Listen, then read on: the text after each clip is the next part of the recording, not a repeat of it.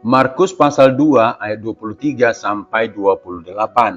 Pada suatu kali, pada hari Sabat, Yesus berjalan di ladang gandum, dan sementara berjalan murid-muridnya memetik bulir gandum. Maka kata orang-orang Farisi kepadanya, "Lihat, mengapa mereka berbuat sesuatu yang tidak diperbolehkan pada hari Sabat?" Jawabnya kepada mereka, "Belum pernahkah kamu baca apa yang dilakukan Daud ketika ia dan mereka yang mengikutinya kekurangan dan kelaparan?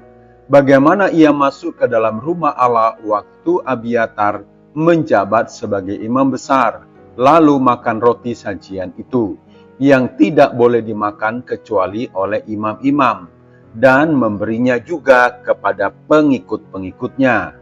Lalu kata Yesus kepada mereka, "Hari Sabat diadakan untuk manusia, dan bukan manusia untuk hari Sabat.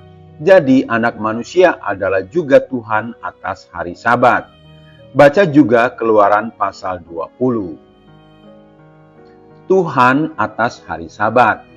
Saudara-saudara, dalam teks Alkitab yang kita baca, Tuhan Yesus dengan tegas mengatakan, "Jadi anak manusia adalah juga Tuhan atas hari Sabat." Pernyataan ini dilatar belakangi oleh orang-orang Farisi yang menuduh Yesus dan murid-muridnya melanggar hari Sabat. Menurut orang-orang Farisi itu, hukum hari Sabat dilanggar ketika para murid memetik atau menuai dan menggerus atau menggirik bulir-bulir gandum dalam tangan mereka. Mereka melanggar 2 dari 39 pekerjaan yang dilarang pada hari Sabat, seperti yang terdapat dalam Misna, yaitu buku hukum-hukum dari para nabi mereka. Misna atau Misnah adalah catatan tertulis utama dari hukum lisan Taurat dalam tradisi agama Yahudi yang diwariskan dari generasi ke generasi. Misna berfungsi sebagai kumpulan hukum lisan dan tradisi yang memberikan perincian serta menafsirkan Taurat tertulis, yaitu hukum yang Allah berikan kepada Musa. Kitab ini menguraikan detail dari 613 perintah yang membahas berbagai aspek kehidupan, seperti tata cara doa dan berkat untuk makanan.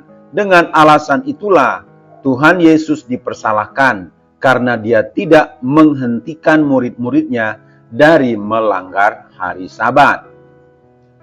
Saudara-saudara, para murid itu lapar dan memetik bulir-bulir gandum untuk dimakan.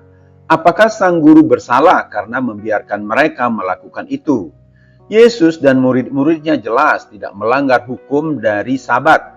Yang mereka lawan adalah hukum-hukum buatan atau tambahan dari orang-orang Farisi yang berasal dari luar Alkitab dan dibuat oleh manusia. Bandingkan Lukas 11 ayat 46. Tuhan Yesus menepis tuduhan dari orang-orang Farisi itu dengan mengutip contoh Daud yang memakan roti sajian yang hanya boleh dimakan oleh para imam. Daud kelaparan pada saat itu, dan Imam Abiatar yang pastinya sangat menguasai Taurat tidak melarang Daud dan orang-orangnya untuk mengisi perut mereka dengan roti yang dilarang itu. Baca 1 Samuel 21 ayat 1 dan 6 dan Imamat pasal 24. Abiatar melanggar hukum secara atau upacara imamat, tetapi tidak bersalah. Daud juga melanggar hukum itu dengan memakan roti upacara, tetapi juga tidak bersalah.